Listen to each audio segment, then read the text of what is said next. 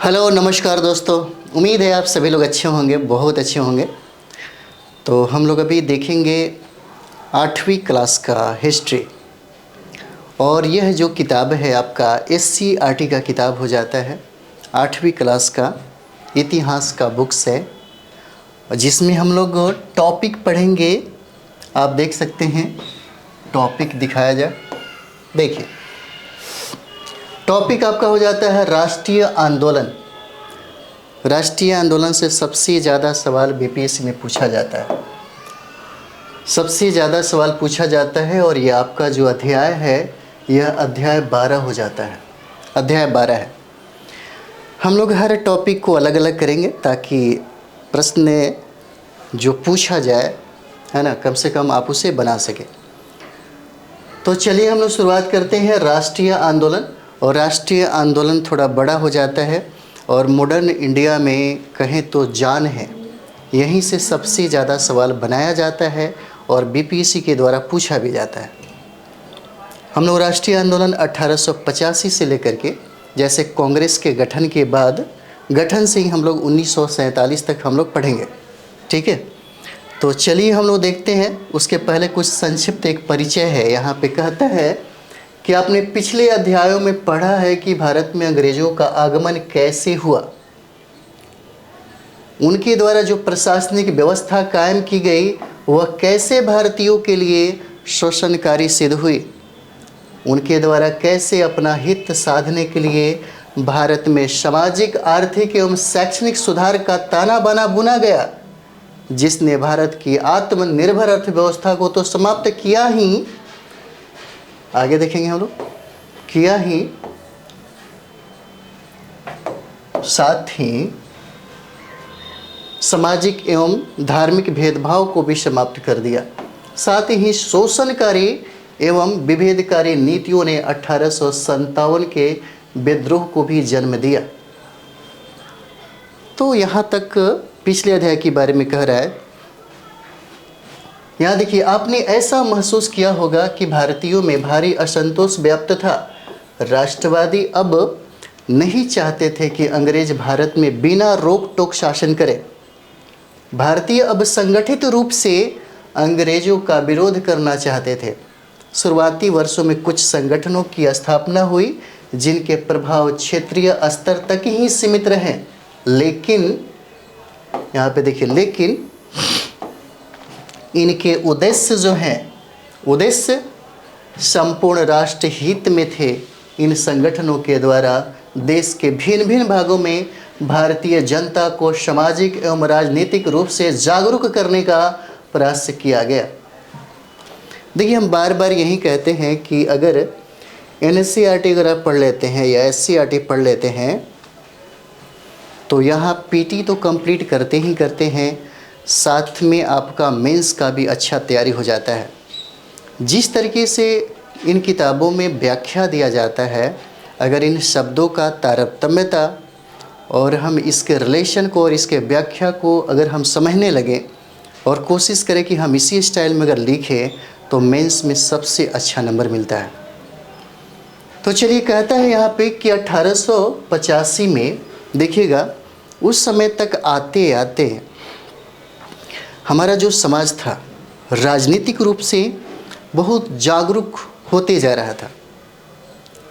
यानी कि आप देखिएगा, तीनों प्रेसिडेंसियों की अगर बात करें, बंगाल की बात करें, मद्रास की बात करें और मुंबई की बात करें, तो यहाँ पे राजनीतिक संगठन समझिए की स्थापना हो चुका था। और जो भी स्वरूप हमें दिखता है वह स्वरूप अखिल तो नहीं था, लेकिन क्षेत्रीय था। और उद्देश्यों में कोई कमी नहीं दिखता है। उद्देश्यों में सभी का ले दे करके अगर देखा जाए तो एक ही उद्देश्य रहता है, क्योंकि बात यहाँ पे होता है अंग्रेज़ों के ख़िलाफ़। तो सभी का एक कॉमन जो प्रॉब्लम है आपको यहाँ पे दिखेगा। तो चलिए, कांग्रेस की स्थापना कैसे हुआ वो तो बात की बात है ना, जो यहाँ किताब में कहता है उसके बारे में हम लोग देखेंगे। तो यहाँ पे देखिए, कुछ आपको महत्वपूर्ण बिंदु दिया हुआ है जिनसे सवाल पूछे जाते हैं, है ना। ये बहुत इम्पॉर्टेंट है, यहाँ से पूछे जाते हैं। तो सबसे पहले हम लोग एक चीज़ देखेंगे। अगर हम लोग बात कांग्रेस की करें तो आपको पता होगा कि कांग्रेस जो है इस शब्द का जो अर्थ है, कांग्रेस का जो शब्द का अर्थ है, यह उत्तरी अमेरिका का शब्द है जिसका अर्थ होता है लोगों का समूह, है ना, जिसका अर्थ होता है लोगों का समूह, कांग्रेस का अर्थ होता है। अगर कांग्रेस की बात करें तो कांग्रेस जो है यह अमेरिका के, है ना, अमेरिका के संसद का नाम हो जाता है कांग्रेस। लेकिन कांग्रेस से पहले बहुत ऐसे संगठन थे जिसके बारे में चर्चा करें, फिर उसके बाद हम लोग बढ़ेंगे। जैसे यहाँ पे देखिए कहता है आपसे कि भारत के महत्वपूर्ण शुरुआती राजनैतिक संगठन 1851-52 में देखिएगा, ब्रिटिश भारत के तीनों प्रेसिडेंसियों में शुरू में अलग अलग 3 संगठनों का गठन हुआ जिसके सदस्य मुख्यतः अंग्रेज और भारतीय जमींदार थे। ठीक है, क्या कहता है, शुरुआत में अगर देखेंगे तो इसके जो सदस्य थे अंग्रेज थे और भारतीय जमींदार ही थे। और ये कहता है कि बंगाल में, यहाँ देखिए बंगाल में ब्रिटिश इंडियन एसोसिएशन की स्थापना होती है। ब्रिटिश इंडियन एसोसिएशन की स्थापना अगर देखा जाए तो यह होता है 1851 ईस्वी में, और यह भारत की प्रथम राजनीतिक संगठन रहता है। ब्रिटिश इंडियन एसोसिएशन डायरेक्ट आपसे पूछा जा सकता है कि इसका गठन कब हुआ, तो 1851 में हो जाता है ना। 1851 में जो इम्पोर्टेंट है, भारत के प्रथम राजनीतिक संगठन हो जाता है। ये भी पूछा जा सकता है कि इसकी स्थापना किसने किया, तो इसकी स्थापना देखेंगे हम लोग तो यहाँ पे 3 लोग मिलते हैं। राधा कांत देव हो जाते हैं, है ना, राधा कांत देव हो जाएंगे।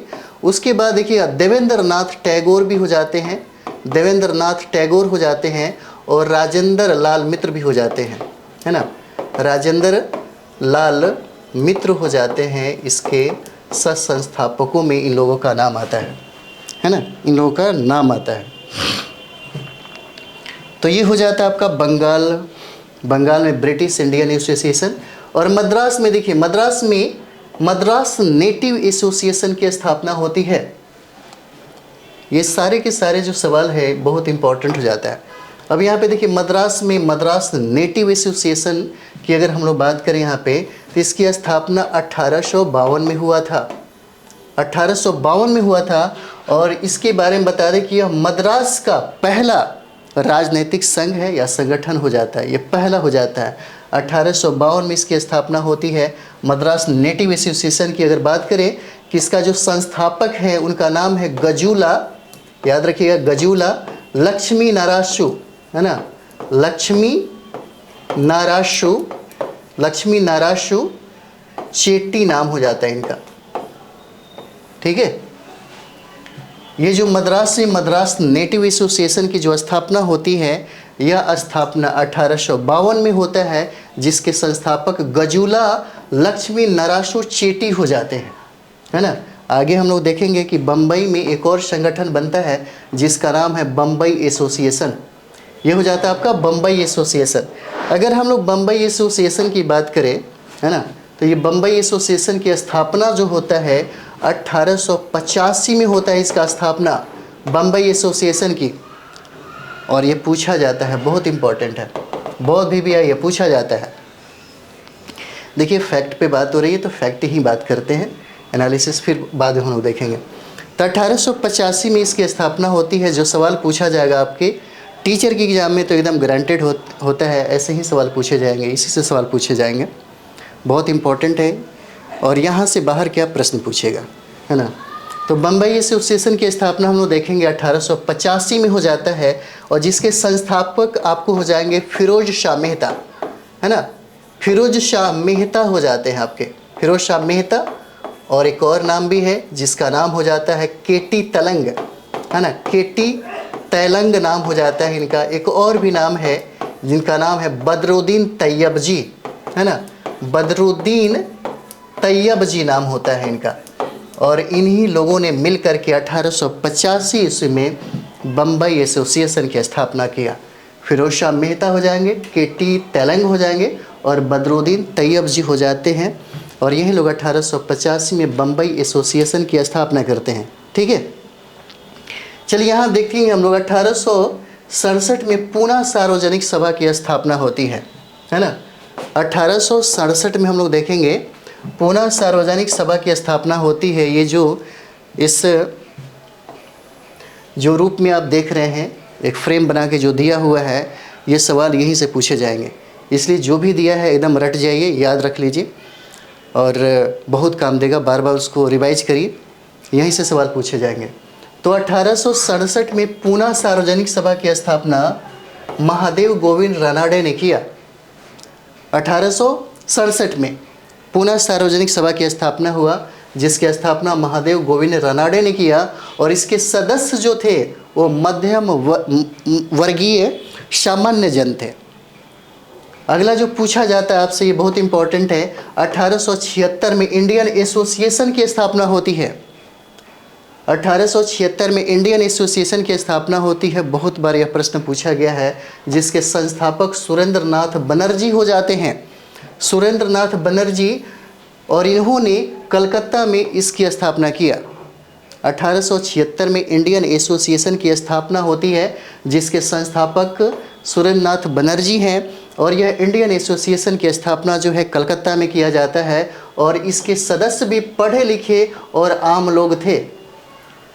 याद रखिएगा, तीनों चीज़ें पूछा जा सकता है। 1876 में इंडियन एसोसिएशन की स्थापना हुआ, किसने किया? सुरेंद्र नाथ बनर्जी हो जाएगा। कहाँ किया गया? तो कलकत्ता में किया गया। इसके सदस्य कौन थे? तो पढ़े लिखे आम लोग थे, है ना। आगे देखिए, कहता है 1878 में नेटिव प्रेस और पॉलिटिकल एसोसिएशन कॉन्फ्रेंस का जो गठन है यह कलकत्ता में हुआ था 1878 में, है ना। 1878 में हुआ। उसके बाद देखिए, कहता है 1883 में अखिल भारतीय सम्मेलन में सुरेंद्र नाथ बनर्जी द्वारा कुछ पढ़े लिखे भारतीयों को बुलाया गया, है ना, 1883 में। उसके बाद देखिए हम लोग 1884 हम लोग देखेंगे। 1884 में मद्रास महाजन सभा का गठन हुआ। ये प्रश्न बहुत बार पूछा हुआ है। मद्रास महाजन सभा का गठन कब हुआ?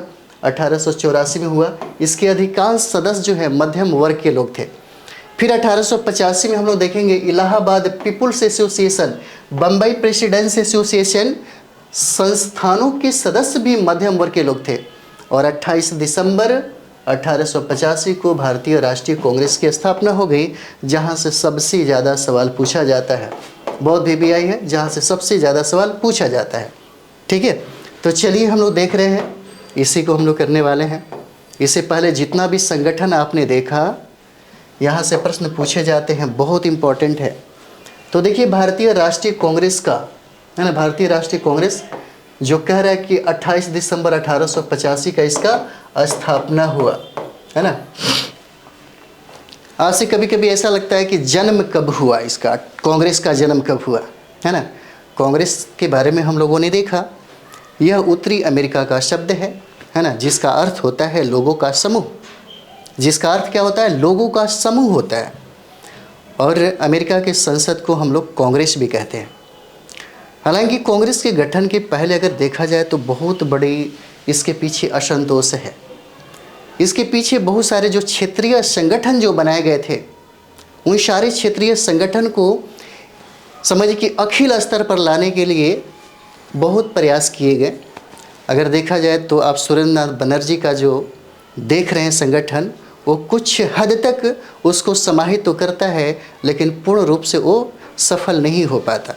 हालांकि जितने भी संगठन बनाए गए थे अपने उद्देश्यों को प्राप्त नहीं किया, लेकिन परिणाम बहुत ही बेहतर रहा। जैसे में अगर हम लोग बात करें 1885 का जो देख रहे हैं, कांग्रेस का जो निर्माण होता है, इसमें दो लोग थे।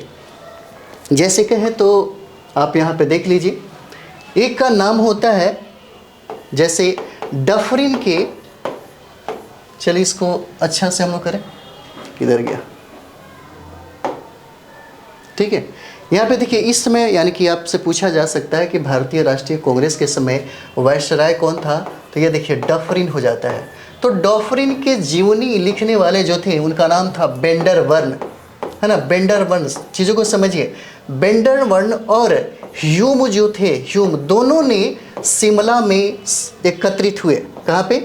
ह्यूम दोनों मिलकर के शिमला में एकत्रित हुए और यहीं पे इन्होंने कांग्रेस के बारे में विचार किया। यहीं पे उन्होंने शिमला में ही जब ये एकत्रित हुए तो इन लोगों के दिमाग में आया। कभी कभी देखते हैं कांग्रेस किसके दिमाग का उपज हो जाता है, तो ये सवाल पूछा जाता है किसके दिमाग का, तो डफरिन के दिमाग का उपज हो जाता है, ये भी सवाल पूछा जाता है। आपको ये पता होगा कि इस समय परिस्थितियां आपके भारत के अनुकूल नहीं था। इस समय ईस्ट इंडिया कंपनी और ब्रिटिश हुकूमत जो थी बहुत ही ज़्यादा शक्तिशाली हो चुकी थी। यहाँ पे उसकी स्थिति बहुत ही ज़्यादा शक्तिशाली था, वो जो चाहता वही करता। इसलिए कोई भारतीय अगर कोई राष्ट्रीय स्तर पे अगर कोई संगठन बनाता तो उसको तुरंत बर्बाद करना या तुरंत ख़त्म कर देना अंग्रेज़ों के हाथ में, मतलब समझिए कि एक चुटकी करने के बराबर थी। इसलिए यहाँ पे जो कांग्रेस का जो गठन होता है वो एक अंग्रेज़ अधिकारी के द्वारा किया जाता है। तो यहाँ पे हम लोग देखेंगे कि जब ये डफरिन के जो जीवनीकार हैं जिनका नाम बेडरवन है और ह्यूम दोनों मिलते हैं शिमला में, और शिमला में विचार किया जाता है और इसको धरातल पर लाने के लिए वो पूना में एक समझिए कि आयोजन करना चाहते हैं। हालांकि देखा जाए तो वहाँ पे एक बीमारी पहले से फैली रहती है जिसका नाम है प्लेग, जिसके वजह से टाल दिया जाता है और यह स्थापना और पहला जो संगठन है वो मुंबई में तेजपाल गोकुलदास विद्यालय में मनाया जाता है। हालांकि हम लोग इसका चर्चा करते हैं तो पहले ये देख लीजिए।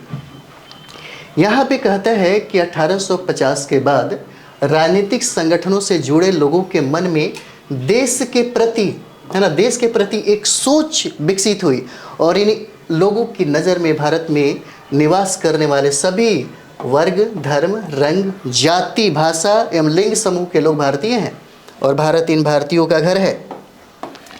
यहाँ के संसाधन एवं व्यवस्था पर भारतीयों का हक होना चाहिए। तब तक अंग्रेज यहाँ से बाहर नहीं जाते। तो सबसे बड़ी बात है, और आगे देखते हैं, बाहर नहीं जाते, है ना, बाहर नहीं जाएंगे, भारत भारतीयों का नहीं हो सकता। इसी तरह अपने देश के प्रति लोगों में राष्ट्रीयता की भावना का विकास होने लगा और राष्ट्रवाद का जन्म हुआ। ये तो हम लोग बाद में पढ़ेंगे कि राष्ट्रवाद का जन्म कैसे होता है ना, लेकिन अगर आप पढ़ रहे हैं, ये सब चीज़ें आप समझ रहे हैं तो बहुत अच्छी बात हो जाती है। तो यहाँ पे देखिएगा कभी कभी हम लोग मतलब राष्ट्रीय जो भारतीय राष्ट्रीय कांग्रेस है इसको अन्य नामों से भी संबोधित करते हैं। बहुत सारा चीज़ें हैं, जैसे आप देखिएगा भारतीयों के नज़रिए में और ब्रिटिश हुकूमत के नज़रिए में कांग्रेस का क्या अपना एक वजूद था। जैसे में आपसे पूछा जाता है, यहाँ देखिएगा, कांग्रेस का जो जन्म है तड़ित चालक के रूप में हुआ, है ना, तड़ित चालक के रूप में हुआ, अभय कपाट के रूप में हुआ, अभय कपाट के रूप में हुआ, सुरक्षा कपाट के रूप में हुआ, है ना, सुरक्षा कपाट के रूप में हुआ, सुरक्षा कपाट के रूप में हुआ, सुरक्षा नली के रूप में हुआ, ठीक है, सुरक्षा नली के रूप में हुआ। और देखिए निकास नली भी कह सकते हैं, निकास नली के रूप में हुआ, और कहे तो सेफ्टी वाल्व के रूप में भी हुआ, है ना, ठीक है, सेफ्टी बल्ब के रूप में हुआ। यह कॉन्सेप्ट है, यह कॉन्सेप्ट हो जाता है। मेंस पढ़ते समय में इस चीज़ पे हम लोग ध्यान देते हैं, लेकिन बात यहाँ पीटी का है तो ज़्यादा इस पे चर्चा नहीं होगा। इसी तरह अपने देश के प्रति लोगों में राष्ट्रीयता की भावना का विकास होने लगा, तो कांग्रेस को हमने इस तरीके से संबोधित करने लगा। उसके बाद देखिएगा कहा जाता है कि बम्बई में जो गठन हुआ, बम्बई में जो गठन होता है 28 दिसंबर 1885 ईस्वी को, 28 दिसंबर 1885 ईस्वी को कांग्रेस का गठन होता है। दिन की बात करें तो यह रविवार होता है ना, रविवार, और इसका जन्म जो है कभी पूछा जा सकता है तो 12 बजे दिन में होता है ना, रविवार का दिन था 28 दिसंबर 1885 को यह जन्म होता है, 1885 को, है ना। और ये देखिए यहाँ पे बम्बई के तेजपाल गोकुलदास विश्वविद्यालय में इसका स्थापना होता है, जिस समय वायसराय डफरिन होते हैं। फैक्ट इतना ले लीजिए कि आपसे छूटे भी नहीं प्रश्न, है ना, इसमें कौन रहते हैं? डफरिन रहते हैं। और पहला अगर हम लोग बात करें यहाँ पे देखिएगा, पहला जो इसके अध्यक्ष होते हैं, है ना, पहला जो बनाया जाता है, इनके बारे में भी देख लीजिए। जैसे में यहाँ पे देखिए, कांग्रेस के जो पहले अध्यक्ष हैं उनका नाम हो जाता है WC बनर्जी, है ना। पहले अध्यक्ष कौन हो जाते हैं? WC बनर्जी हो जाते हैं। और यह 1885 में कांग्रेस का आयोजन जो है मुंबई में होता है ना। और यहाँ पे अधिकतर जो लोग शामिल होते हैं वो सब हिंदुए हैं। और WC बनर्जी जो हैं यह प्रथम हिंदू अध्यक्ष हो जाते हैं। WC बनर्जी, यह भी हो सकता है पूछ दे। और इसी प्रथम अधिवेशन में 72 लोग शामिल होते हैं। इसी अधिवेशन में 72 लोग शामिल होते हैं। और इस 72 लोगों में सबसे ज़्यादा वकील हैं जो यहाँ पे शामिल होते हैं। यही वजह है कि विरोधी लोग वकीलों का पार्टी कहकर इस कांग्रेस को संबोधित करता है। हालांकि 72 लोगों में कहाँ से सबसे ज़्यादा जो लोग आए उनके बारे में चर्चा करना जरूरी है, क्योंकि ये सवाल पूछा जाता है ना। तो देखिए 72 लोगों में सबसे ज़्यादा जो लोगों की संख्या थी वो बम्बई से था, है ना। बम्बई से लोगों की संख्या 38 था, 38। उसके बाद देखिए मद्रास से, यहाँ पे देखिए मद्रास से संख्या जो था वो आपका 21 हो जाता है, मद्रास से। और उस समय बंगाल से जो लोग आए थे इसमें शामिल होने के लिए मात्र 3 ही लोग थे। उत्तर प्रदेश से जो लोग आए थे इसमें शामिल होने के लिए उनकी संख्या 7 थी, उनकी संख्या 7 हो जाती है। और पंजाब से 3 लोग आए हुए थे। अगर सबको काउंट करिएगा तो इसकी संख्या 72 हो जाती है। इसलिए पूछा भी जाता है कि प्रथम अधिवेशन में कितने लोग शामिल हुए थे, कितने लोग शामिल हुए थे। तो ये आपका हो जाएगा 72 लोग होते हैं जो शामिल होते हैं, जिसमें सबसे ज़्यादा संख्या बम्बई का होता है। उसके बाद मद्रास हो जाएगा, है ना। उसके बाद उत्तर प्रदेश हो जाएगा। और बंगाल देख रहे हैं 3 लोग शामिल हुए, पंजाब 3 लोग शामिल हुए। ठीक है, तो ये हो जाता है। उसके बाद हम लोग देखेंगे आगे। चलिए आगे कहता है कि इस भावना का आधार यह सोच थी कि भारतीयों को भारत और यहाँ के लोगों के बारे में सोचने समझने और काम करने की आज़ादी होनी चाहिए। इस तरह भारतीयों में राष्ट्रीयता की भावना जगी। इसे पनपने में कई कारणों ने मिलजुल कर भूमिका निभाई। भारत में अंग्रेजी राज की औपनिवेशिक नीतियों ने अपनी ज़रूरतों को पूरा करने के लिए भारत का आर्थिक शोषण करना शुरू किया। इंग्लैंड ने अपनी औद्योगिक ज़रूरतों के लिए कच्चे सस्ते माल के निर्यात और तैयार माल के लिए बाजार के रूप में भारत का उपयोग शुरू किया। उदाहरण स्वरूप इंग्लैंड ने अपने कपड़ा उद्योग को प्रोत्साहित किया। देखिए 1885 तो टोटल ये नहीं कर पाया है क्योंकि आगे क्लास में करेगा, लेकिन हमको लगता है कि जो इम्पोर्टेंट है उसको करा देना चाहिए, है ना। तो यहाँ पे देखिएगा सबसे ज़्यादा जो सवाल पूछा जाता है, अधिवेशन से सबसे ज़्यादा सवाल पूछे जाते हैं कि इस अधिवेशन में कितने लोग हैं, है ना। तो कुछ और भी इम्पोर्टेंट हम लोग फैक्ट्स जान ही ले जहाँ से सवाल पूछे जाते हैं। तो हम लोग देखा कि इसकी जो संस्थापक हैं, इसके जो जन्मदाता हैं, उनका नाम है ह्यूम नाम हो जाता है ना, ह्यूम नाम हो जाता है। और ये एक अंग्रेज ऑफिसर रहते हैं, एक अधिकारी रहते हैं जो रिटायर कर गए होते हैं। उनका नाम है ह्यूम नाम है ना। A.O. ह्यूम इनको कहा जाता है, A.O. ह्यूम कहा जाता है, याद रखिएगा। कांग्रेस के जो जन्मदाता है A.O. ह्यूम हो जाते हैं। A.O. ह्यूम को कांग्रेस का पिता भी कहा जाता है ना। A.O. ह्यूम को कांग्रेस का पिता कहा जाता है, और हर्मिट ऑफ शिमला भी कहा जाता है ना। यहाँ देखिए हर्मिट ऑफ शिमला भी कहा जाता है, ठीक है। हर्मिट ऑफ शिमला भी कहा जाता है, किसको? ह्यूम को कहा जाता है हर्मिट ऑफ शिमला। और शिमला के संत के नाम से भी संबोधित किया जाता है, ठीक है। शिमला के संत भी कहा जाता है, किसको कहा जाता है? शिमला के जो संत है ये ह्यूम को भी कहा जाता है, और कांग्रेस के महासचिव भी कहा जाता है। क्योंकि देखिए 1885 से लेकर के 1907 तक एक लंबा ड्यूरेशन होता है, एक टाइम होता है, और इतने समय तक एक छत्र राज इन्होंने किया महासचिव के पद पर। इसलिए इनको कांग्रेस का महासचिव कहा जाता है ना, महासचिव कहा जाता है, ठीक है। तो ह्यूम के बारे में हम लोगों ने देखा, यहाँ तक चीज़ें हैं। तो कांग्रेस की स्थापना जैसे आपने सुना होगा कि पहले पुणे में होने वाली थी, लेकिन पूना में नहीं हुआ, क्योंकि पूना में एक बीमारी था, ये प्रश्न पूछा गया है, प्लेग फैल जाने के कारण वहाँ पे इसका आयोजन नहीं किया जाता है ना। तो यहाँ पे देखिए सबसे पहले ये पूछेगा कि कांग्रेस का पहला जो अधिवेशन हुआ, पहला 3-4 देख ही लीजिए, पहला जो अधिवेशन हुआ कब हुआ, तो 1885 में होता है। 1885 में होता है, कहाँ पे होता है, तो बम्बई होता है ना। और जिसकी अध्यक्षता किसने किया था, तो WC बनर्जी हो जाते हैं, है ना। क्या हो जाएंगे, WC बनर्जी हो जाएंगे पहले अध्यक्ष। और दूसरा देखिए, दूसरा जो है 1886 में क्या होता है, इसका अधिवेशन कहाँ होता है, कलकत्ता हो जाता है। दूसरा अधिवेशन आपका जो है 1886 में है और इसका अधिवेशन कलकत्ता में है, जिसकी अध्यक्षता कौन करते हैं, दादा भाई नौरोजी करते हैं, है ना। दादा भाई नौरोजी करते हैं। और यह पहला पारसी भी हैं, यह भी सवाल पूछा जा सकता है ना। यह पहला पारसी व्यक्ति हैं। तीसरा देखिए जो प्रश्न आपसे पूछा जाता है ना, वो हो जाता है आपका 1887 का अधिवेशन।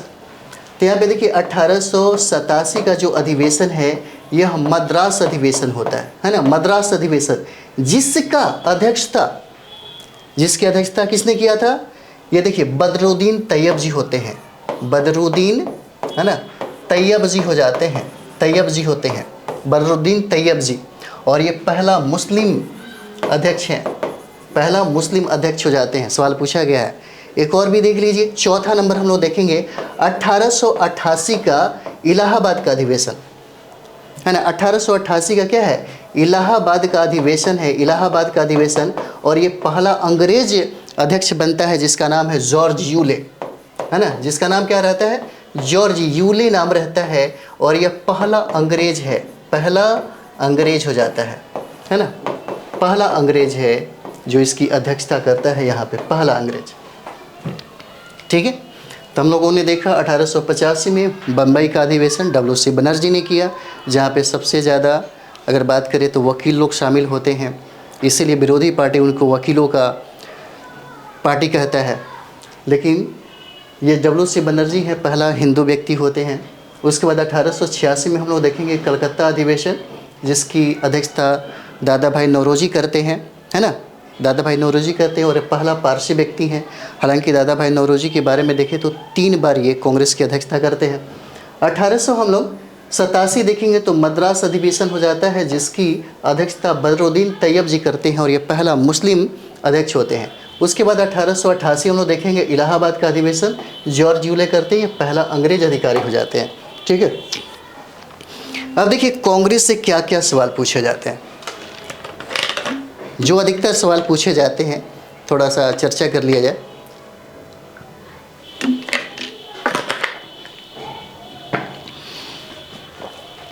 जैसे में अगर हम लोग बात करें तो देखिएगा 1896 में, है ना, 1896 में कलकत्ता अधिवेशन होता है, याद रखिएगा। जहाँ से सवाल पूछे जाते हैं हम लोग वहाँ पे अभी बात कर रहे हैं। 1896 में कलकत्ता अधिवेशन होता है, ठीक है, कलकत्ता अधिवेशन। और इस कलकत्ता अधिवेशन की जो अध्यक्षता है रहमतुल्लाह शयानी करते हैं, रहमतुल्लाह शयानी करते हैं। ठीक है, कौन करते हैं, तो रहमतुल्लाह शयानी करते हैं, याद रखिएगा, रहमतुल्लाह शयानी करते हैं। किसका, तो 1896 का जो कलकत्ता अधिवेशन है इसकी अध्यक्षता रहमतुल्लाह शयानी करते हैं। प्रश्न क्या पूछेगा, तो देखिए पहली बार कांग्रेस के मंच से राष्ट्रीय गीत गाया गया, ये सवाल पूछा जा सकता है। पहली बार, है ना, कांग्रेस के मंच से राष्ट्रीय गीत वंदे मातरम, है ना, राष्ट्रीय गीत पता ही होगा आपको, वंदे मातरम गाया गया। यही सवाल आपसे पूछ सकता है कि किस अधिवेशन में, कांग्रेस के किस अधिवेशन में पहली बार कांग्रेस के मंच से राष्ट्रीय गीत वंदे मातरम गाया गया। तो ये आपका हो जाएगा 1896 का अधिवेशन। और यह अधिवेशन भी पूछा जा सकता है कि कौन सा अधिवेशन था, तो कलकत्ता अधिवेशन हो जाएगा। यह भी पूछा जा सकता है कि कलकत्ता अधिवेशन इस समय 1896 जो हो रहा है इसकी अध्यक्षता किसने किया था, तो ये आपके रहमतुल्लाह शयानी हो जाते हैं। ठीक है, तो यहाँ से प्रश्न पूछता ही पूछता है। दूसरा हम लोग देखेंगे जो इम्पोर्टेंट है, सब नहीं कराएंगे, जो इम्पोर्टेंट है जहाँ से सवाल पूछे जाएंगे उसका हम चर्चा जरूर करना चाहेंगे। जैसे 1906 में, है ना, 1906 में एक और होता है कलकत्ता अधिवेशन, है ना, कलकत्ता अधिवेशन होता है 1906 में। और आपको पता होगा 1906 में जब कलकत्ता अधिवेशन हुआ तो इसकी अध्यक्षता दादा भाई नौरोजी को दिया गया।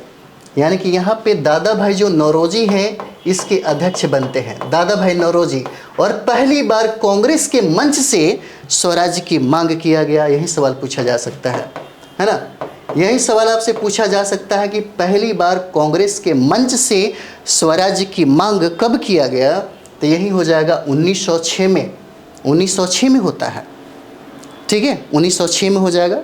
और यह कलकत्ता अधिवेशन है जिसकी अध्यक्षता दादा भाई नौरोजी करते हैं। इम्पोर्टेंट इसलिए है कि कांग्रेस के मंच से पहली बार, है ना, स्वराज की मांग रखी गई। लेकिन अगर स्वराज की बात कर दे कि किसने किया सबसे पहले, तो ये दयानंद सरस्वती हो जाते हैं, ठीक है।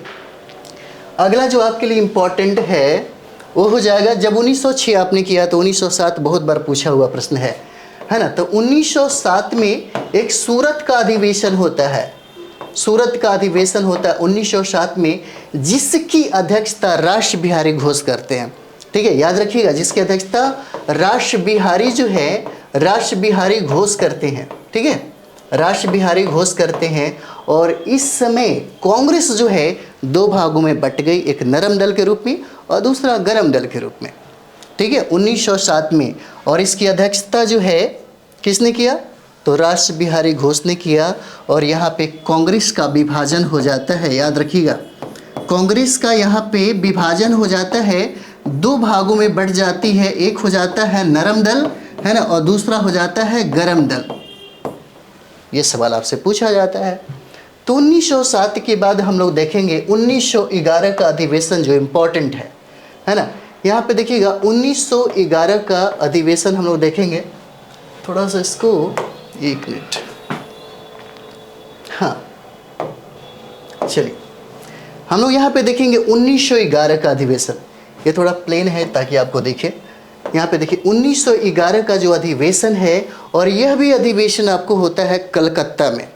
कलकत्ता अधिवेशन होता है 1911 में, याद रखिए, कलकत्ता अधिवेशन, ठीक है, जिसकी अध्यक्षता विष्णु नारायण धर ने किया था, जिसकी अध्यक्षता विष्णु, है ना, विष्णु नारायण धर ने किया था। इंपॉर्टेंट है आपके लिए, है ना, यहीं पे। और यहीं पे पहली बार क्या हुआ था, बहुत बार प्रश्न पूछा हुआ है, पहली बार जन गण मन गाया गया, है ना, पहली बार जन गण मन गाया गया, ठीक है। और इसका रचना किसने किया, तो इसकी रचना रविंद्रनाथ टैगोर करते हैं, है ना, रविंद्रनाथ टैगोर करते हैं। यह सवाल पूछा जाता है, ठीक है। 1911 में कलकत्ता का अधिवेशन होता है, और यह अधिवेशन कलकत्ता में होता है 1911 में। 1911 में जो अधिवेशन है वो कलकत्ता में होता है, जिसकी अध्यक्षता विष्णु नारायण धर ने किया था। और इसी में पहली बार 1911 में कलकत्ता के कांग्रेस मंच से पहली बार जन गण मन गाया गया, जिसके रचनाकार, जिसके रचयिता रविंद्रनाथ टैगोर हो जाते हैं, ठीक है। ये हो जाता है आपका 1911 का, ठीक। उसके बाद एक और भी देख लेते हैं। 1911 के बाद आपका 1912 का अधिवेशन है, बहुत इम्पॉर्टेंट है। क्यों इम्पॉर्टेंट है, अगर आप बिहार का एग्ज़ाम दे रहे हैं तो बिहार के एग्ज़ाम के लिए कांग्रेस अधिवेशन में कुछ ऐसे अधिवेशन है जो बहुत बार सवाल पूछा गया है आपके बीपीएससी के द्वारा।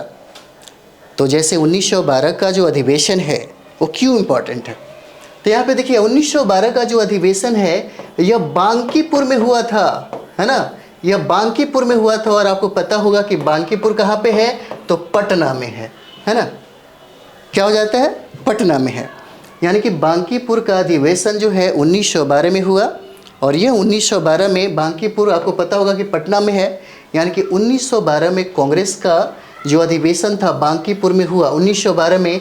और यह भी सवाल पूछा जाता है कि इस समय इसकी अध्यक्षता किसने किया था 1912 में, तो क्या हो जाएगा, राम नारायण माधोलकर हो जाते हैं, राम नारायण माधोलकर हो जाएंगे, है ना, माधोलकर हो जाएंगे, याद रखिएगा, बहुत इंपॉर्टेंट है। ठीक है, 1912 का जो अधिवेशन है, कांग्रेस का अधिवेशन 1912 में पूछा जाएगा किसकी अध्यक्षता किसने किया था, तो राम नारायण माधोलकर हो जाते हैं। और ये 1912 में कांग्रेस का अधिवेशन कहाँ हुआ, तो बांकीपुर में होता है। बांकीपुर कहाँ है, तो पटना में, बिहार में, है ना, बिहार में हो जाता है 1912 का। चलिए हम लोग एक और इम्पोर्टेंट कर ले। उसके बाद देखिएगा 1916 का अधिवेशन होता है ना, 1916 का अधिवेशन होता है जिसको हम लोग लखनऊ अधिवेशन कहते हैं, है ना, लखनऊ अधिवेशन, और जिसकी अध्यक्षता अंबिका चरण मजूमदार करते हैं। बहुत इंपॉर्टेंट है ये सब, अंबिका चरण मजूमदार करते हैं। ठीक है, मजूमदार इसकी अध्यक्षता करते हैं। 1916 में लखनऊ का अधिवेशन हुआ और जिसकी अध्यक्षता अंबिका चरण मजूमदार करते हैं। जो लोग बिछड़ गए थे, है ना, जो कांग्रेस दो भागों में बट गई थी, फिर से यहाँ पे दोनों एक हो जाते हैं, फिर दोनों यहाँ से एकत्रित हो जाते हैं, यानी कि नरम दल और प्लस गरम जो दल हैं दोनों फिर से एक बार मिल जाते हैं। एक प्लस पॉइंट और भी होता है, पहली बार कांग्रेस का, ठीक है, कांग्रेस का और मुस्लिम लीग का, है ना, यहीं पे पहली बार कांग्रेस और मुस्लिम लीग का समझौता होता है और कुछ शर्तें मुस्लिम लीग के द्वारा कांग्रेस एक्सेप्ट कर लेती है, जिसका नतीजा बहुत ज़्यादा भयानक हो जाता है, बहुत भयानक होता है। अंततः पाकिस्तान के रूप में बट करके ही ये लोग दम लेते हैं। तो ये कंडीशन हो जाता है और इम्पॉर्टेंट इसलिए है कि 1916 जो है बहुत बार प्रश्न पूछता है। और 1916 का जो लखनऊ अधिवेशन आप देख रहे हैं, यहीं पर पहली बार महात्मा गांधी से एक चंपारण के किसान थे जिनका नाम था राजकुमार शुक्ल, यहीं पे मुलाकात होती है और यही महात्मा गांधी को आमंत्रित करते हैं और 1917 में चंपारण का सत्याग्रह हो जाता है ना। खैर चलिए हम लोग अभी कांग्रेस कर रहे थे। 1916 की बात जो है एक और इम्पोर्टेंट आपका हो जाता है 1917 का अधिवेशन। यह बहुत बार सवाल पूछा गया कि 1917 का जो अधिवेशन है कहाँ होता है, तो 1917 का अधिवेशन जो है कलकत्ता में होता है। कलकत्ता में 1917 का अधिवेशन होता है, जिसकी अध्यक्षता, ये इम्पोर्टेंट है, जिसकी अध्यक्षता एनी बेसेंट करती है ना, जिसकी अध्यक्षता एनी बेसेंट करती है, एनी बेसेंट, ठीक है। और ये पहली महिला होती हैं, पहली महिला होती है जो कांग्रेस की, पहली महिला होती हैं जो कांग्रेस की अध्यक्षता करती हैं, इसीलिए सवाल पूछा जाता है। पहली भारतीय महिला नहीं, पहली महिला, पहली भारतीय महिला तो सरोजनी नायडू हो जाएंगी। ये दोनों सवाल पूछे जाते हैं। 1917 में कलकत्ता अधिवेशन की अध्यक्षता एनी बेसेंट करती हैं और यह पहली महिला अध्यक्ष होने का सौभाग्य इनको प्राप्त होता है ना। अगला हम लोग देखते हैं जो इम्पोर्टेंट है आपके लिए, 1918 का अधिवेशन, है ना। 1918 का जो अधिवेशन है, यहाँ पे देखिए 1918 की अगर बात करें तो घोषणा किया जाता है कि तिलक, जो पहली बार तिलक को, बाल गंगाधर तिलक को इसकी अध्यक्षता के लिए घोषणा किया जाता है ना। तिलक को घोषणा किया जाता है कि इस समय इनको अध्यक्ष बनाया जाएगा, लेकिन नहीं बन पाते हैं। कारण क्योंकि बेसेंट सिरोल का जो मानहानि का जो मुकदमा था, उसी को लड़ने के लिए लंदन चले जाते हैं। और उस समय 1918 में अगर हम लोग देखेंगे तो मदन मोहन जो मालवीय हैं, है ना, मदन मोहन मालवीय हैं, मोहन मालवीय, इन्हीं को अध्यक्ष बनाया जाता है, ठीक है, 1918 का। उसके बाद एक बहुत इंपॉर्टेंट है आपके लिए जो पूछा जाता है, 1922 का जो अधिवेशन है, 1922 का अधिवेशन क्यों इम्पॉर्टेंट है, क्यों बार बार इसी सवाल को बीपीएससी पूछता है। और बिहार सरकार में जो होने वाला एग्ज़ाम है, अगर कांग्रेस से उठा दिया प्रश्न तो यही पूछता है, 1912 1922 क्यों पूछता है बार बार। तो आप देखिएगा 1922 में एक अधिवेशन हुआ था और यह अधिवेशन जो है गया में हुआ था। और गया कहाँ, बिहार में, है ना। यह बिहार में अधिवेशन होता है, गया में, जिसकी अध्यक्षता सी आर दास थे, है ना। सी आर दास हो जाते हैं, जिसकी अध्यक्षता ये सी आर दास करते हैं। कब? तो 1922 में हो जाते हैं। और सी आर दास को देश बंधु भी कहा जाता है ना। सी आर दास को क्या कहा जाता है? देश बंधु कहा जाता है। और ये देश बंधु की जो उपाधि है महात्मा गांधी ने दिया था इनको, है ना, महात्मा गांधी ने इनको दिया था। ठीक है। 1922 में अधिवेशन जो हुआ गया में हुआ, बिहार में हुआ, इसलिए पूछा जाता है कि 1922 की अध्यक्षता किसने किया? तो सी आर दास ने किया, है ना। और कहाँ पे हुआ? तो गया के बिहार में हुआ है ना, बिहार के गया में हुआ। और सी आर दास को देश बंधु कहा जाता है और देश बंधु की उपाधि राष्ट्रपिता महात्मा गांधी ने दिया था। ठीक है। तो चलिए आगे हम लोग बढ़ते हैं। 1922 के बाद 1924 जो बहुत इंपॉर्टेंट हो जाता है कि पहली बार यह बेलगांव का अधिवेशन होता है ना। बेलगांव का अधिवेशन है, बेलगांव का अधिवेशन 1924 में कांग्रेस का बेलगांव का अधिवेशन होता है। मात्र एक ही बार महात्मा गांधी को कांग्रेस का अध्यक्ष बनाया गया और इसके अध्यक्ष जो हैं बेलगांव अधिवेशन के, ये महात्मा गांधी होते हैं। एक ही बार वो कांग्रेस के अध्यक्ष बने हैं। ठीक है। चलिए एक और इम्पोर्टेंट आपके लिए हो जाता है जो सवाल पूछे जाते हैं 1925 का, है ना। 1925 का अधिवेशन जो है वो कानपुर में होता है।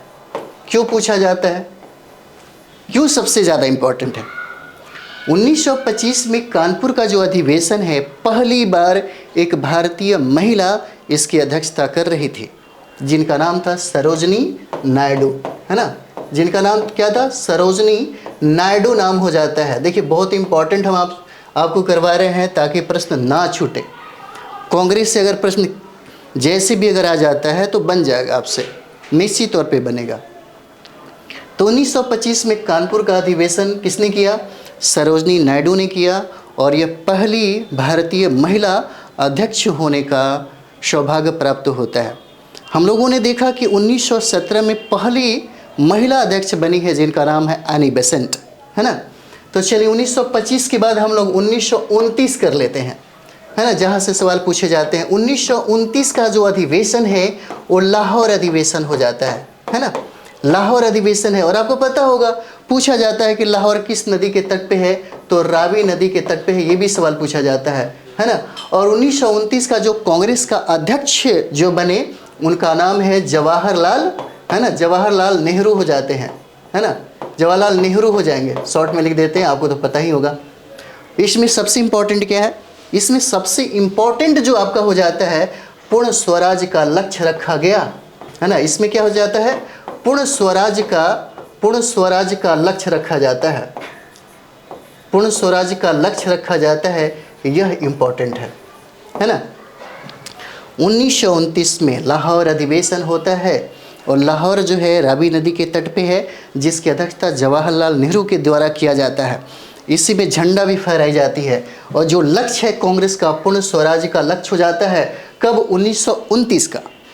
चलिए एक और इम्पोर्टेंट है जो सवाल पूछा जाता है आपसे, 1931 का अधिवेशन जो है 1931 का अधिवेशन वो हो जाता है कराची अधिवेशन है।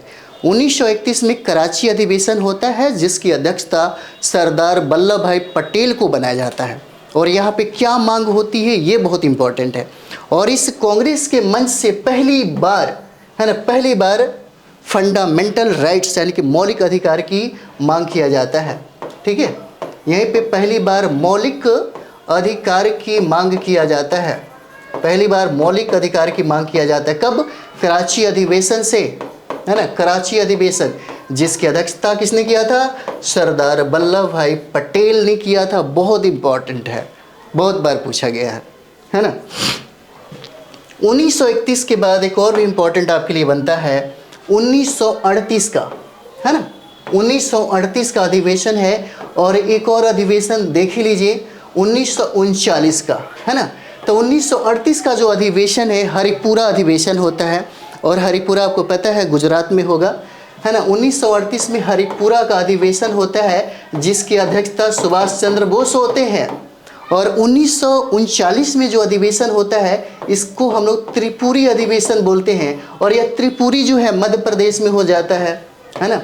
लेकिन यहाँ पे एक बहुत गड़बड़ काम हो जाता है, क्योंकि महात्मा गांधी के बारे में कहा जाता है कि जब 1919 में कांग्रेस का वागडोर जब अपने हाथ में लिया तो कांग्रेस को बहुत ऊंचाई पर ला करके उन्होंने स्थापित कर दिया। एक समय ऐसा कहा जाता है कि महात्मा गांधी को कांग्रेस कहिए या कांग्रेस को महात्मा गांधी कहिए, दोनों में कोई फ़र्क नहीं पड़ता। लेकिन 1939 में इन्होंने एक अपना प्रतिनिधि खड़ा कर दिया जिसका नाम था पट्टाभी सितारमैया। लेकिन सुभाष चंद्र बोस का जलवा भी था, है ना, उनके जलवा के सामने उनका प्रतिनिधि हार गया। तो भाई बड़ी प्रॉब्लम क्रिएट हो गई यहाँ पे, है ना। गुस्सा गए महात्मा गांधी और उन्होंने कहा कि मैं एक मुट्ठी बालू से ही कांग्रेस से भी बड़ा संगठन तैयार कर सकता हूँ। सुभाष चंद्र बोस को लगा कि यार कैसे गड़बड़ हो जाएगा, है ना, ये आदमी के कंधे पे बहुत सारी जिम्मेदारी है, हम तनाव नहीं चाहते, हम विघटन नहीं चाहते। इसलिए उन्होंने क्या कर दिया, उन्होंने इस त्रिपुरी अधिवेशन से त्यागपत्र दे दिया। और त्यागपत्र देने के बाद जो सीट खाली रहा, ये सवाल पूछा जाता है, जो सीट खाली हुआ उसमें बिहार के एक नेता थे जिनका नाम था राजेंद्र प्रसाद। राजेंद्र प्रसाद को इस त्रिपुरी अधिवेशन का अध्यक्ष बनाया गया। ठीक है, तो चलिए इतने सारे चीज़ें थे। इसके बाद और भी जो बचता है हम लोग इसको करेंगे, लंबा वीडियो ना दिया जाए नहीं तो फिर आप भी बोर हो जाएंगे, है ना। तो चलिए हम लोग मिलते हैं अगले वीडियो में। बहुत सारा इम्पॉर्टेंट फैक्ट है, बहुत सारी बातें हैं यहाँ पे, क्योंकि यही तो मज़ेदार वाला कहें तो सब्जेक्ट है। इतिहास में थोड़ा मन लगेगा, स्टोरी सुनाए तो और मज़ेदार हो जाएगा, क्योंकि मेंस के लिए स्टोरी होता है, वहाँ पे कॉन्सेप्ट ज़्यादा मायने रखता है। तो क्लास की बात करें तो क्लास में हम लोग इससे भी थोड़ा डिटेल्स में वो करने लगते हैं, क्योंकि वहाँ पे थोड़ा टाइम मिलता है।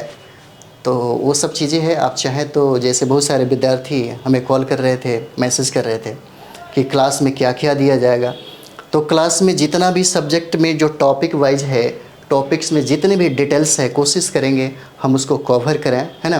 क्योंकि एससीईआरटी की किताबों में वो सारी चीज़ें नहीं दे पाया, या एनसीईआरटी की किताबों में वो सारी चीज़ें नहीं दे पाया। जैसे होता है कि कुछ हद तक, जैसे मानते हैं कि अगर आपको 60% हमने किताबों से इस कवर किया है, तो कुछ जो चीज़ें हैं बहुत सारी किताब पढ़ने के बाद आपको प्राप्त होगा, है ना। तो सारा चीज़ें हम लोग एकत्रित करके हम आपको परोसते हैं, आपको आपके सामने लेकर के आते हैं। इसमें बहुत सारी चीज़ें हैं। एनसीईआरटी एससीईआरटी का अगर कोई अध्ययन कर ले तो कोई भी एग्ज़ाम को फाइट कर जाता है, जीएस उसके बस में हो जाता है। जो आपके बस में है उसे ज़रूर करा करिए, ठीक है। तो चलिए हम लोग मिलते हैं अगले वीडियो में। Thank you very much.